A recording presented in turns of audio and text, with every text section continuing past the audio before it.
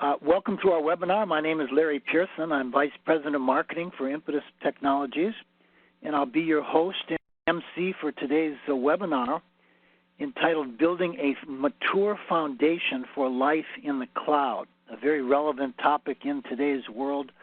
I've got one slide here for those of you who are not familiar with Impetus.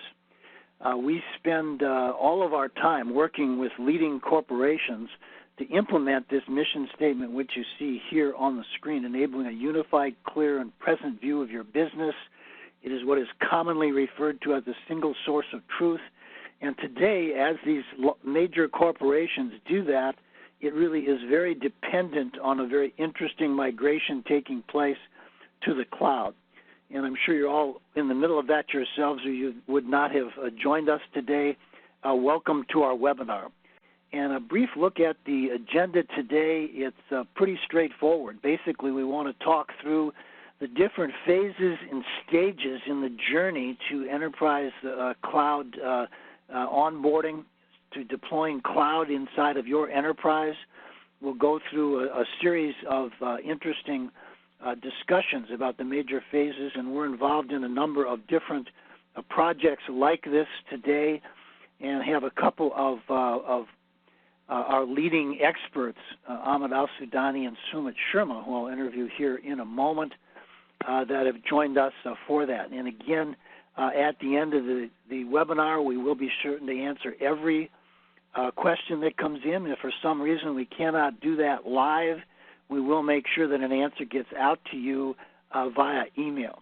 So I encourage you at any time during the broadcast to send those questions across. We're opening a poll question on your WebEx console right now. That poll will actually remain open for the next 15 minutes. And at the end of that, we'll display the results of the poll. And you do see that on your screen right now. What is the most important measure of cloud analytics platform maturity that you're focused on in your enterprise today? And there's a set of 5 different measures. Which of those do you deem to be? They're all obviously quite important, but in terms of the focus of your company today, which of these do you think is the most important, from ROI, security, data quality, achieving operational excellence, or being able to provide a performance? And so, as I say, that'll be open for the next 15 minutes. We'll come back around at that point and share the results with you. Another way we create a little bit of interest and interactivity to our webinar. With me on the webinar today, first is Ahmed Al-Sudani. Ahmed is a senior technical architect working in the area of cloud and big data analytics. He's been doing that for more than 12 years and working with a number of very leading Fortune 100 enterprises, and you'll find his comments to be quite helpful and insightful, and he has a deep experience, particularly in the area of big data analytics, as implemented on the cloud, working with many companies on that and building a data and cloud strategy. With him also is Sumit Sharma. Sumit is also a senior technical architect, has more than 13 years of experience, also working specifically within our cloud practice. And you'll hear from him on today's webinar as well. What I'd like to do now is turn things over to Ahmed Al-Sudani to take us through the first topic here in our agenda, which are an introduction to the different stages in this 5-stage journey, which we see enterprises following. Ahmed, over to you. Thank you, Larry, for the introduction. Good morning, folks. Happy Friday. I welcome you in this session where we will talk about our experiences on cloud adoption journey of enterprises, as Larry mentioned. For more than a decade, we have been helping enterprises navigating in big data and analytics ecosystem to enable a unified, clear, and present view of their business.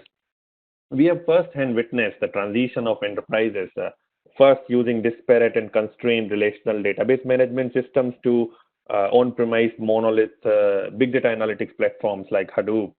And since then, from Hadoop ecosystem on-premises to cloud-first strategy in rapidly delivering the ever-changing business needs.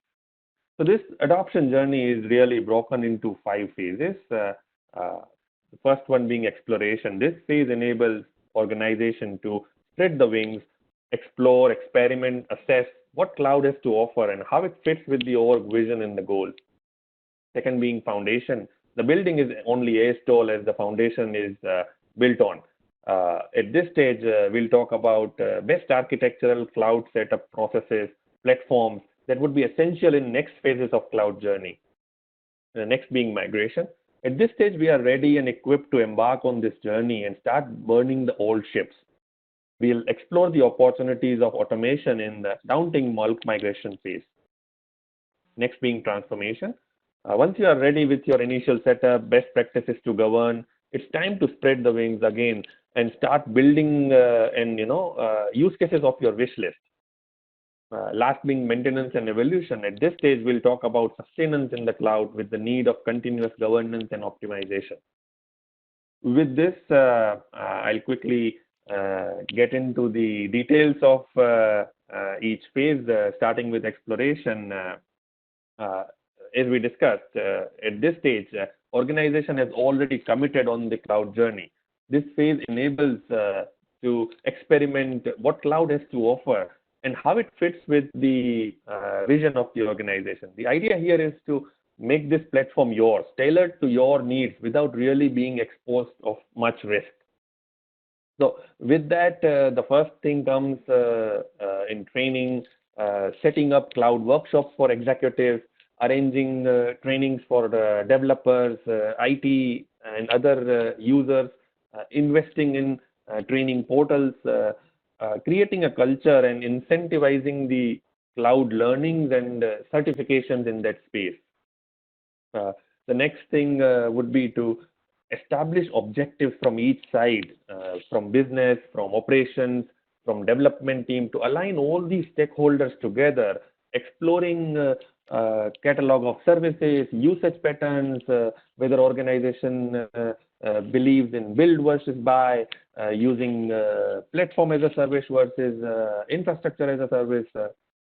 At the same time, making sure and addressing all these concerns which are going to change in legal and regulatory compliances, like consideration of whether using serverless services, using encryption standards, understanding how and what changes would be required to adhere to the applicable standards like HIPAA, PCI DSS, CCPA, and GDPR, utilizing encrypted AMIs, images.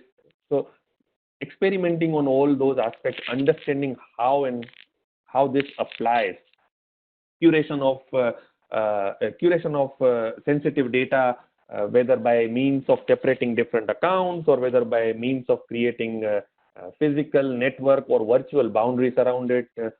What are the contractual obligations of keeping the data in multiple regions or confined into specific regions? Software licenses, whether the same licenses make sense.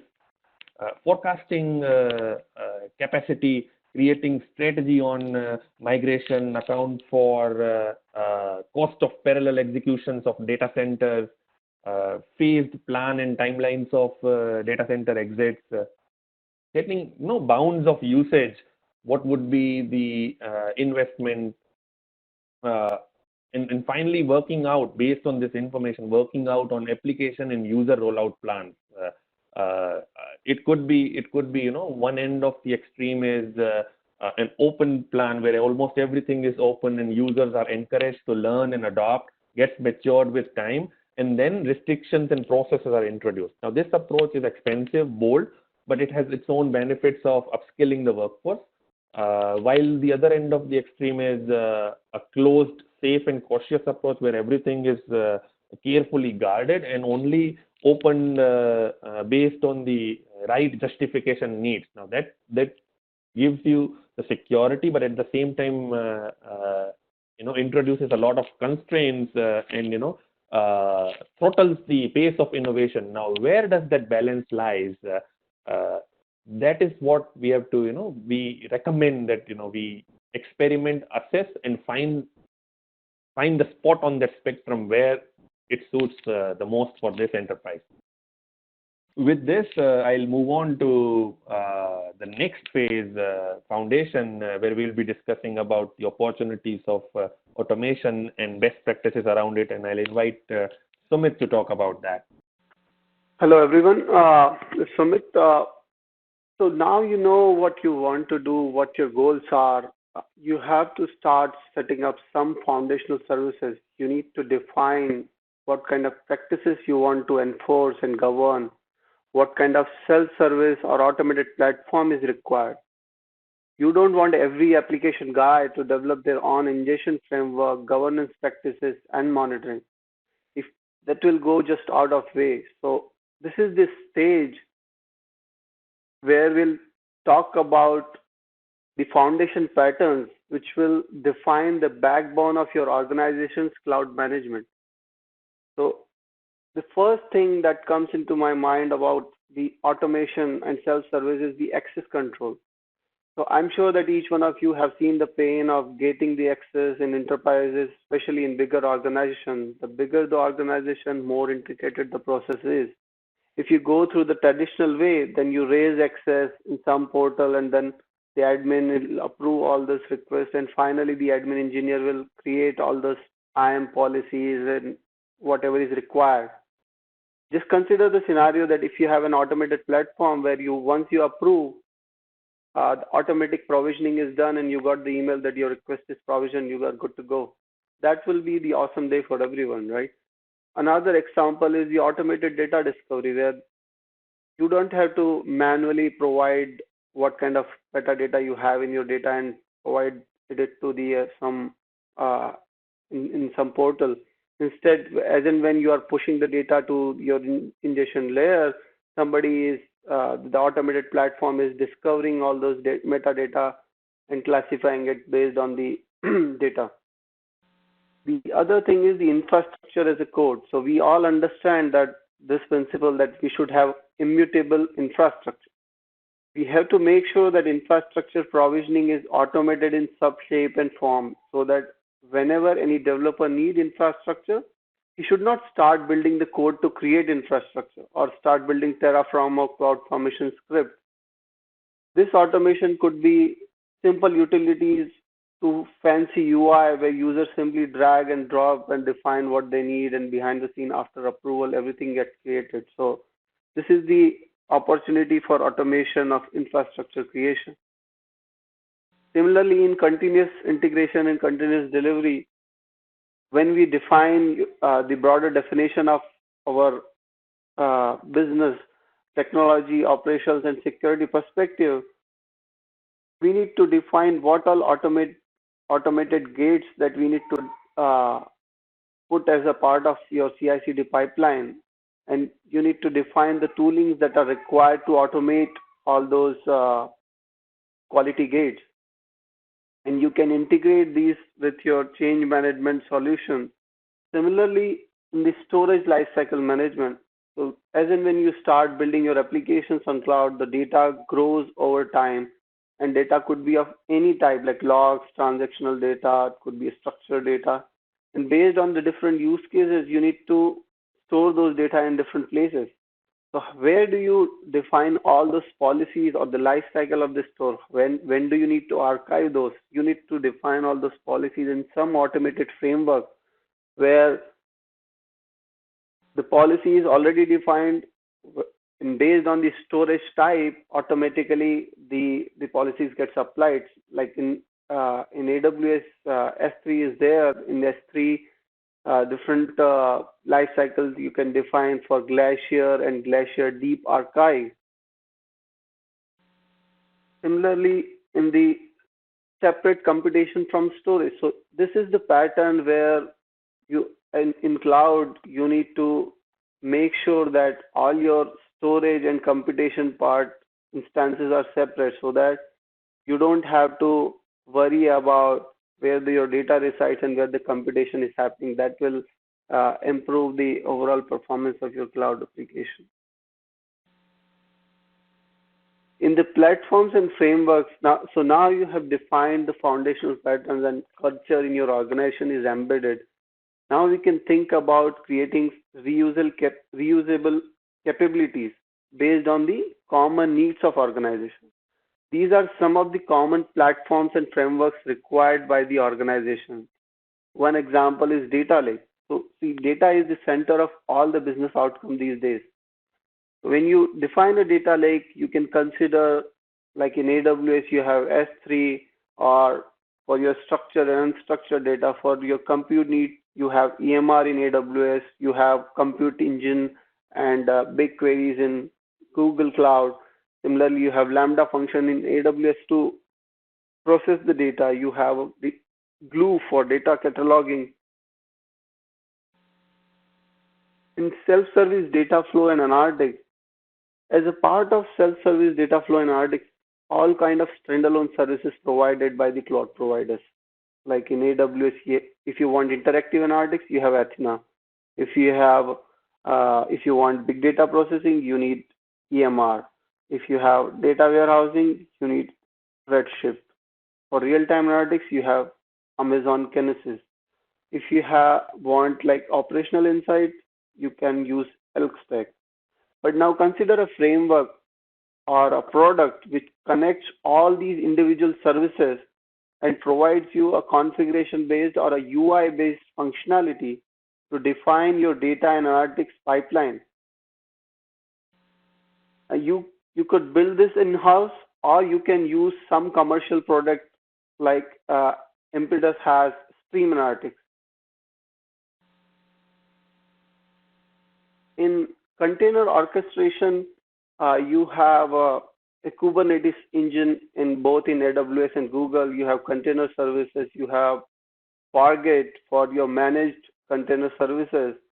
Now you can create a wrapper on top of all these container services and provide scripts for CloudFormation or Terraform, so that not all the business use case teams have to develop these formation scripts, or templatization is being done by the individual people. So you have an opportunity here to automate the container orchestration. Similarly, in the workflow, you have step function and simple workflow framework, but you can define the wrapper on top of it to create a automated solution, so that all the people in your organization use the workflow in same way. Or you can use the third party solutions like work airflow. In the AI, ML, and development, you can use SageMaker that is being introduced in AWS, so that data scientists can do their all their exploration of the data and model preparation in that place. In provisioning and orchestration, so in AWS or in any Google or Azure, you have a lot of infrastructure services and managed services. How do you orchestrate and provision those services based on some automated solution? Here we have an opportunity to find those patterns and define those in one of the provisioning and orchestration framework that you can define for your organization. Similarly, in security and governance, we have opportunity of automation to create for change and incident management, for encryption and key management, identity and access management, and at the same time firewall and network configuration. So in on-prem world, you don't have to create policies and create subnets for your organization. That is already done. But in the cloud world, you have to create all these things on your own, right? So there has to be some utility or mechanism, automated mechanism, where the encryption, the change in incident management, and IAM policy creation and the subnet creation is automated in some shape and form. Similarly, in monitoring and alerting, you have resource utilization you need to do. You need to do the tagging compliance, resource lifecycle health, log and event analysis. All these things are required for you to monitor your application and alerting. Now, in the resource utilization, there are a lot of products are available, and the cloud managed services are available to identify the resources like Datadog. You have to identify how are your resources are utilizing, whether it is underutilized or it is overutilized. Based on that, you can define all those patterns. You need to define a specific templates for your alert rules for your cloud trails. How do you want to define your billing alarms? Now, how do you group these things with your tagging?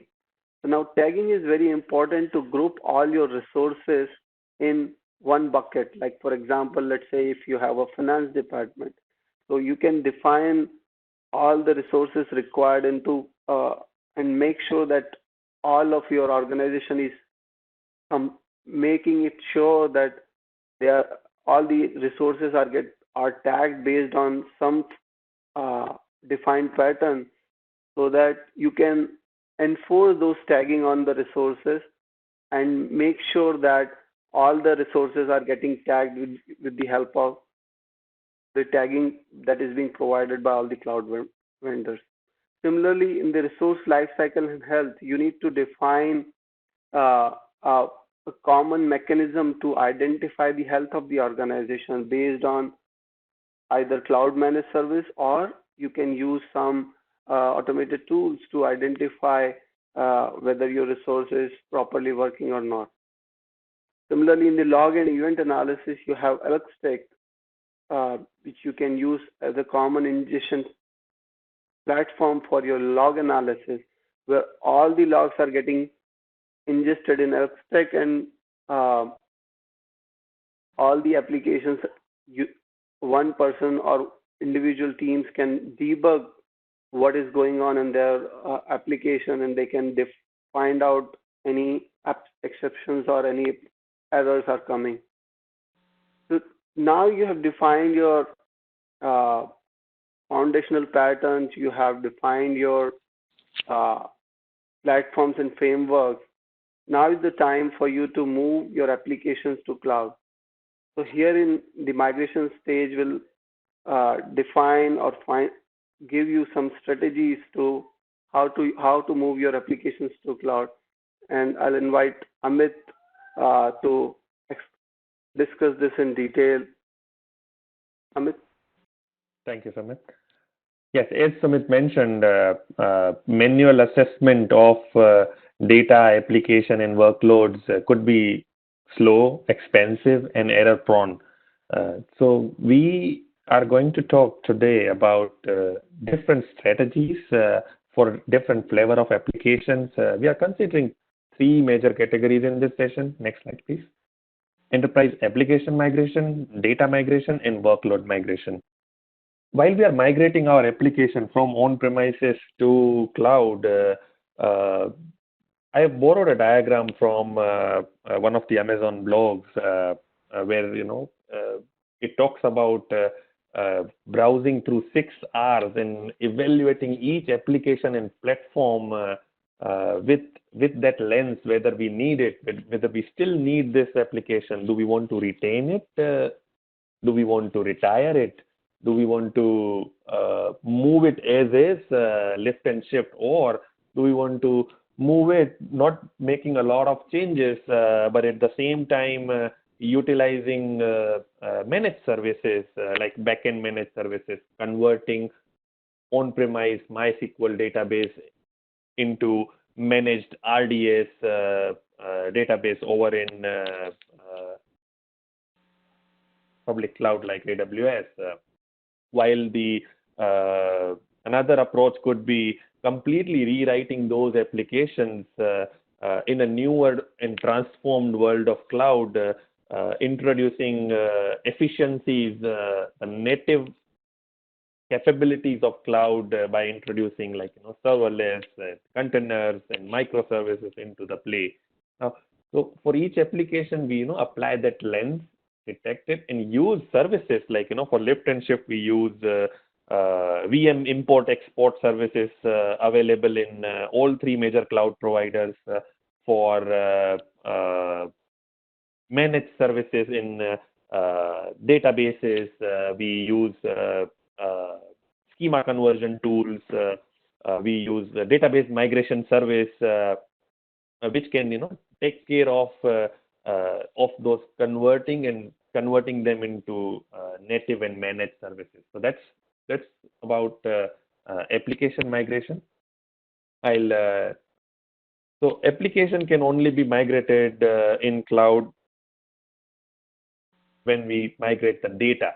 Right now, here migrating data, there are variety of data we deal with.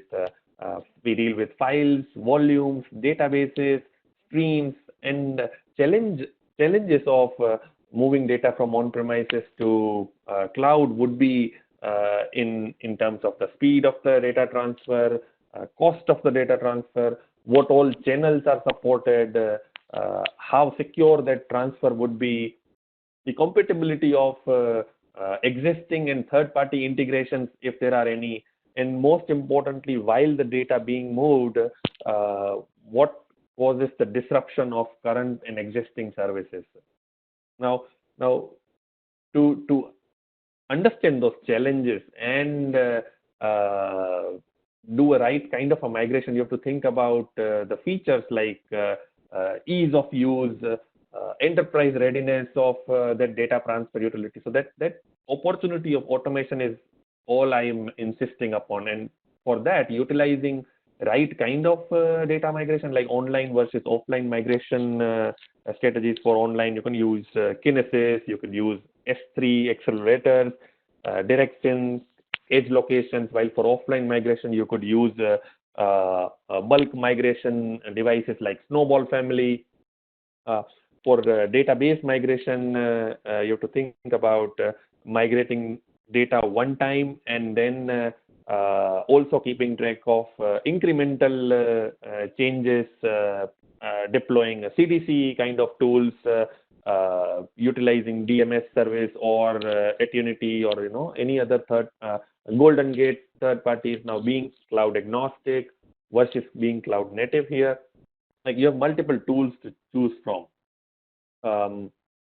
Hybrid storage for making our current on-premises storage to extend to cloud storage. We could even use storage gateways like file gateways, volume gateways, tape gateways for in-house remote computes. We could use edge computing devices, and so that's with all keeping track of while data being moved, what kind of standards, what kind of encryption, and how secure the data movement is. That's where lies the opportunities of automation, because you can do it use case by use case. That would really introduce a lot of variables and inefficiencies into the process.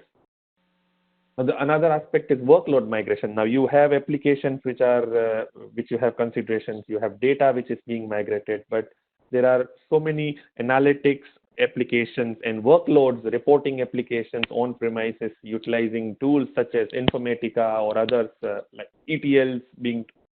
Now the logic of those workloads could be fragmented across scheduler, across ETL tools, and across native queries inside the data warehouses like Teradata or Netezza, or for that matter, SQL scripts in Oracle.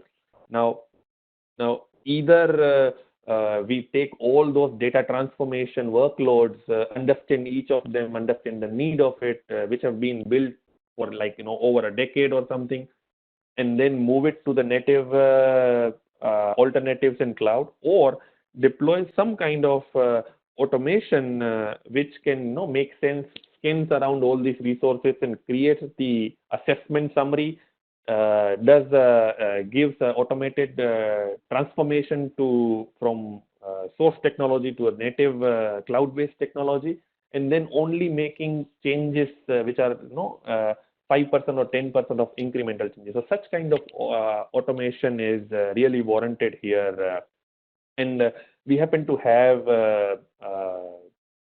such accelerator in Impetus. We call it Impetus Data Warehouse, and we have tons of webinars available on our website for further information on how to achieve that automation in workload migration space.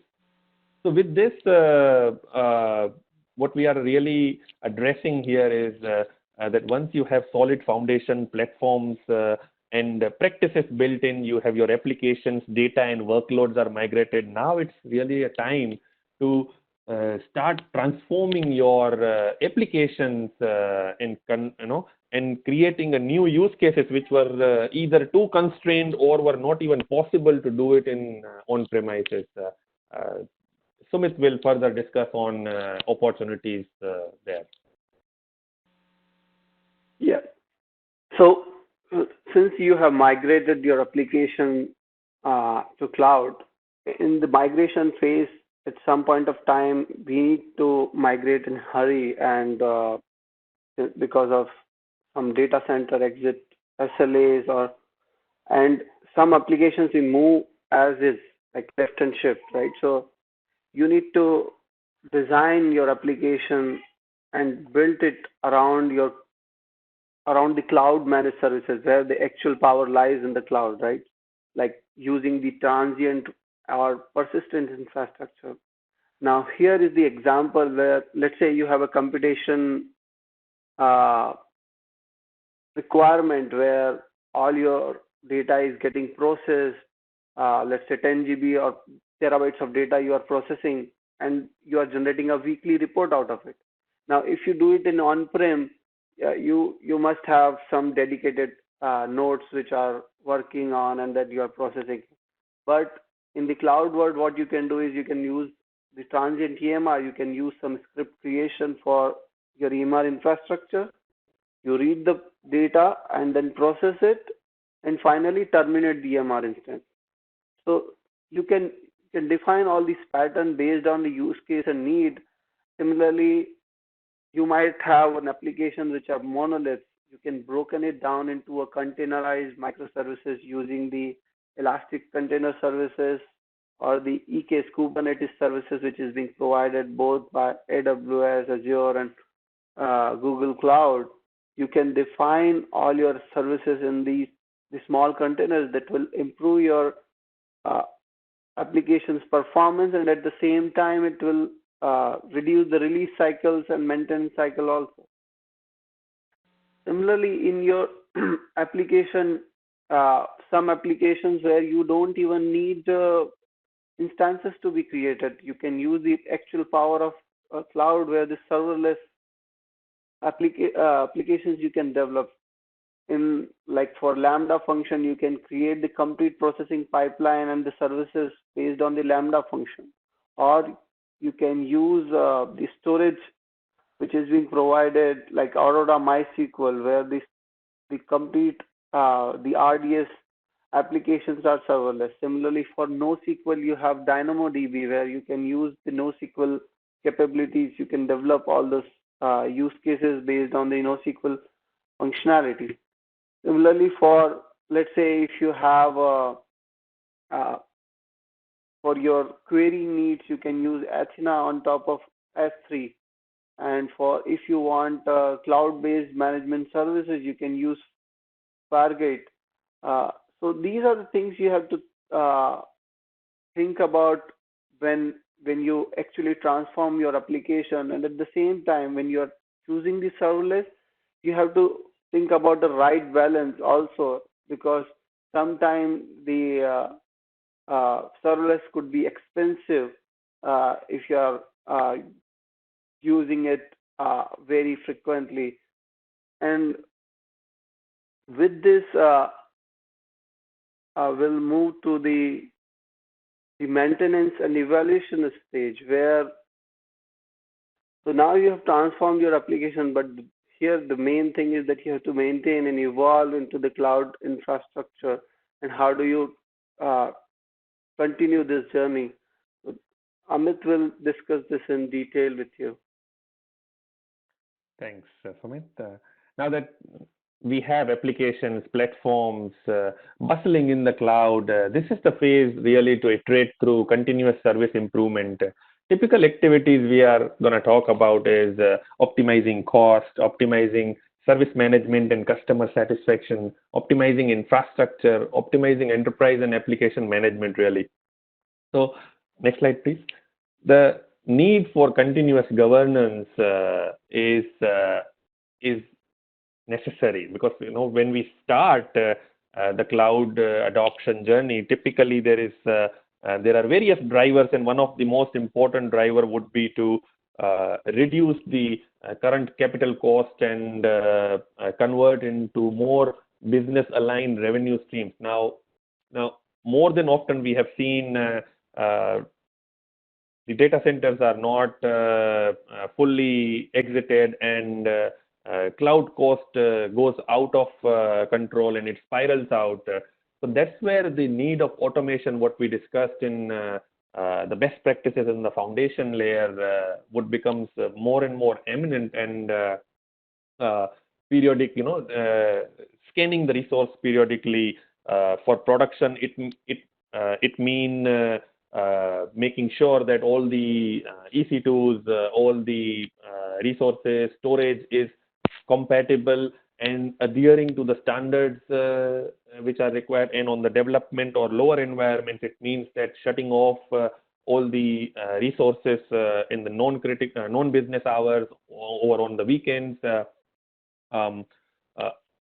managing appropriate chargebacks to the specific applications or business units to increase the visibility into and efficiently guide the new investment into the required platforms and applications. Now here this task across cloud accounts, across enterprise, would surely require sophisticated automations which does these reporting, alerting, and enforcement of either the compliance standards or optimization standards. Disaster recovery. In on-premises, we have to deal with a lot of DR aspects ourselves, while in cloud, at least in these major public clouds, AWS, Azure, and Google, you have a lot of multi-region and replicated services, multi-availability replicated services available with just configuration. So utilizing those and making sure the automation to detect the pilots or active-active or active-passive infrastructures are up when the time comes is really a key here. Next slide, please. For continuous optimization, making use of right optimization techniques, we can talk about tons of hooks and nooks around optimization, but making sure that the principles of separating and decoupling storage versus compute, using auto-scalable, intelligent auto-scale configurations which can scale up and down based on the demand, and introduce efficiencies by not spending too much for spikes, and by not being throttled when the burst comes. Using spot instances and reserved instances at the right place to improve the efficiency in terms of cost by 70 to 80%. Next slide, please. So what we are really saying is going and being in the cloud is one thing, but sustaining and building a life in the cloud, as our topic says, would require embracing technology changes, upgrading to newer versions, adapting, learning, and putting into the practice of those enforcements and automation, and continuously rinse and repeat all these phases. These phases are not sequential. What we really discussed is to give an idea what we are considering in those phases, but these phases run parallelly. You do in those circles and keep finding opportunities. So this is where we are ending our discussion today, and hope to have you a wonderful cloud adoption journey with newer and exciting use cases to made available. Larry? Excellent. Thank you, Amit. Operations team, if you could go ahead and close the polling and display the poll results here on our screen. I'll be happy to share those with our audience. You'll recall that the question was, what is the most important measure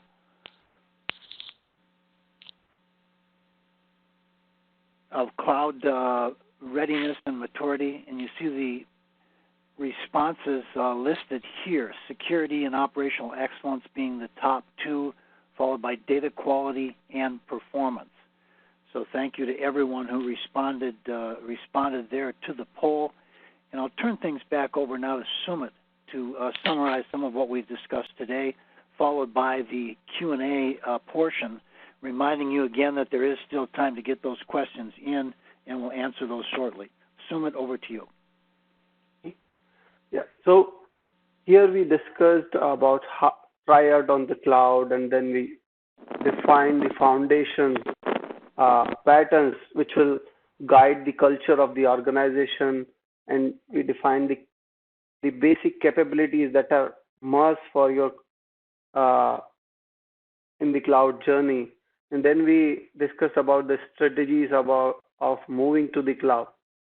After moving to the cloud, you need to transform your application. So we discussed about various best practices to move to transform your applications to the cloud, and finally how to sustain into the cloud and then continuously evolve. And as Amit mentioned, that these phases are not sequential. You have to keep on repeating all these phases so that you stay up to date. Now, our company at Impetus, we create powerful, intelligent enterprises through deep data awareness, data integration, and data analytics. Our areas of expertise span across all phases we covered.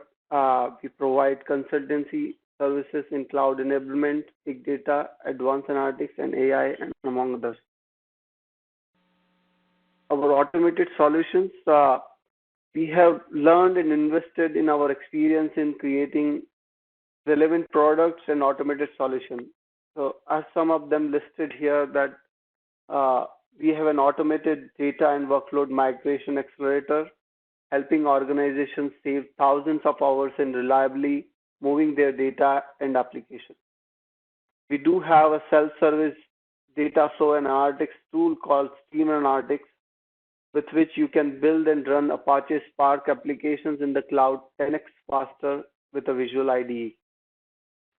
We have a data lake accelerator which can build data lake foundation on all the major cloud platforms.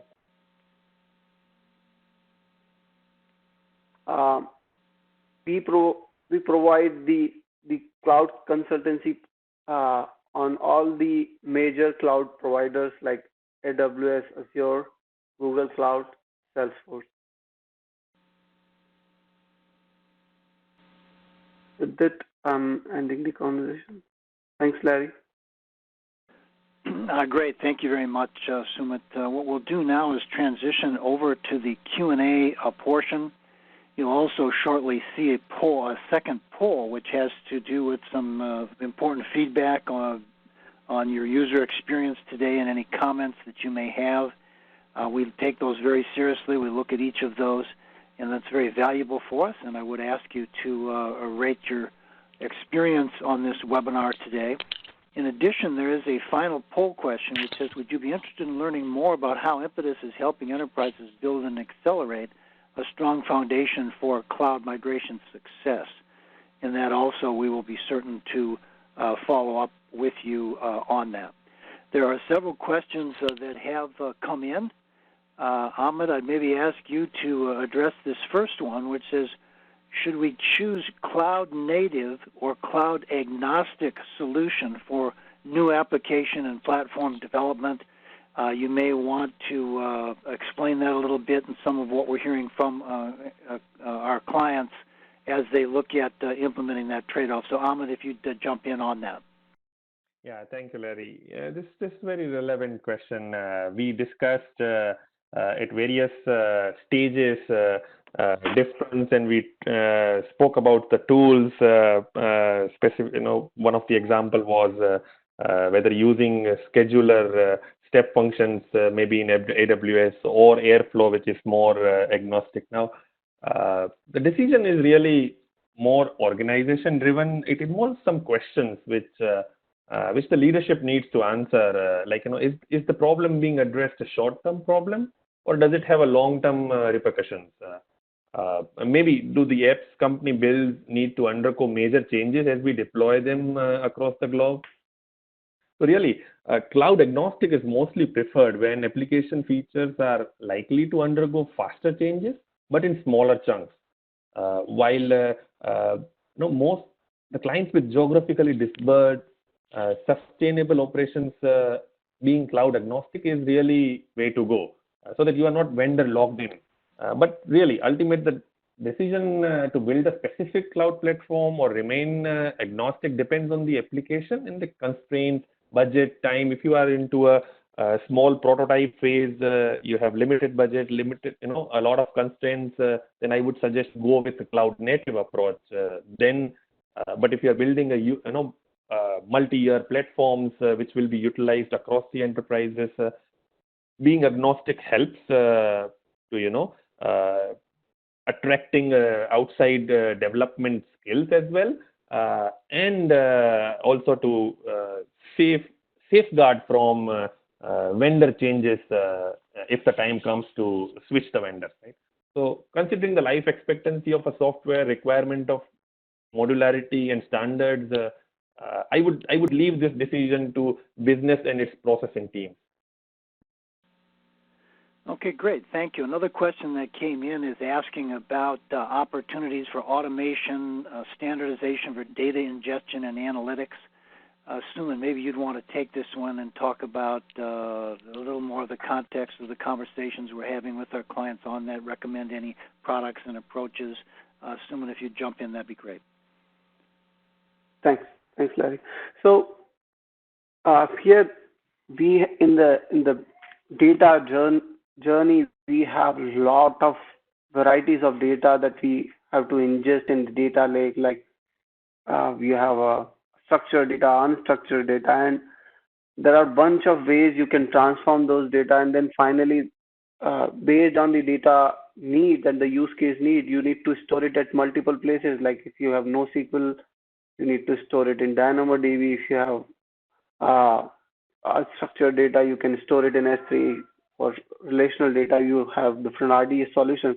So instead of using these services individually, you definitely need a solution which can wrap around all these technologies and provide you the reusable capabilities, where you can simply drag and drop from the Visual ID, and then you can play around with your application and develop your pipelines. And then finally, once you are comfortable with your application, you can deploy it to production. So Impetus has one such product called Stream Analytics, which can develop and deploy your application either in cloud, on-prem, on top of Spark, and then you can process all the application and store it anywhere and ingest it from anywhere. Over to you, Larry. We have another question which came in. Sumit, maybe you'd like to take this one as well. It said that you had mentioned the need to balance using serverless with other parameters when choosing serverless. When choosing serverless. In other words, what are some of the trade-offs and parameters that you might want to consider as you implement serverless? Yeah, so this is a very relevant question in the serverless world, because sometimes what happens is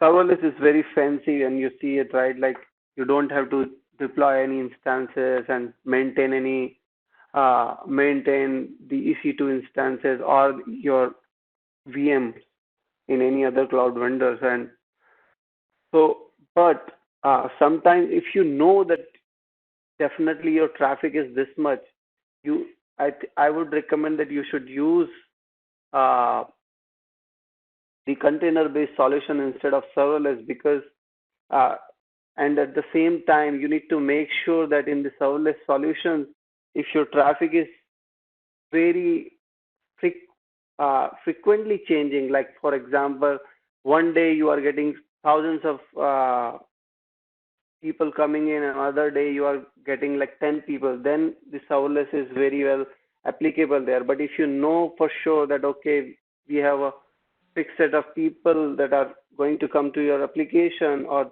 the solution, then it is better to define those hardware, so that will reduce the cost of your application. Great. Thank you, Sumit. We're out of time at this point. The other questions that have come in, we certainly will answer via email. I would remind you before you leave to give us feedback on your webinar experience.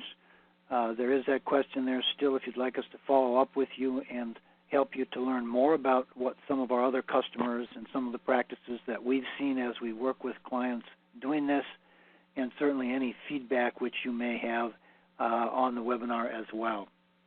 Thank you all very much for attending today, and this concludes our webinar.